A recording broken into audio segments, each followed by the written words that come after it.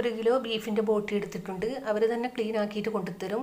ചെറിയ പീസാക്കി കട്ടാക്കി കൊടുത്ത് നല്ലോണം കഴുകിയെടുക്കണം. അതിലേക്ക് 1 ടീസ്പൂൺ മഞ്ഞൾപ്പൊടിയും ലെവൽ ചെയ്ത് വെള്ളം ഒഴിച്ചു കൊടുത്തിട്ട് 2 വിസിലിട്ടാൽ ഈ വെള്ളം നമ്മൾ മാറ്റിയെടുക്കണം. സ്മെല്ല് പോകാൻ വേണ്ടിയിട്ടാണ്.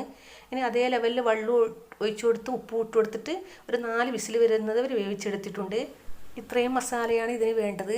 2 ടീസ്പൂൺ എണ്ണ ഒഴിച്ചു കൊടുത്തിട്ട് 2 വലിയ ഉള്ളി ചെറിയ പീസാക്കിയതും ഉപ്പ് ഇട്ട് കൊടുത്തിട്ട് ഒന്ന് വഴറ്റിയെടുക്കണം.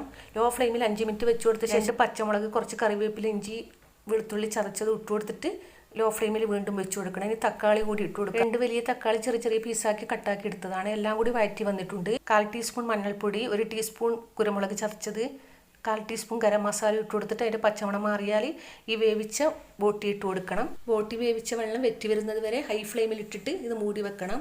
അരമുറി തേങ്ങ ചിരകിയത് കൂടി ഇട്ട് കൊടുത്തിട്ട് മൊത്തത്തിൽ അങ്ങ് മിക്സ് ആക്കി കൊടുക്കാം. അടിപൊളി ടേസ്റ്റ് ആണ് ഇത് കഴിക്കാൻ. ഇഷ്ടപ്പെട്ടാൽ സബ്സ്ക്രൈബ് ചെയ്യാൻ മറക്കല്ലേ.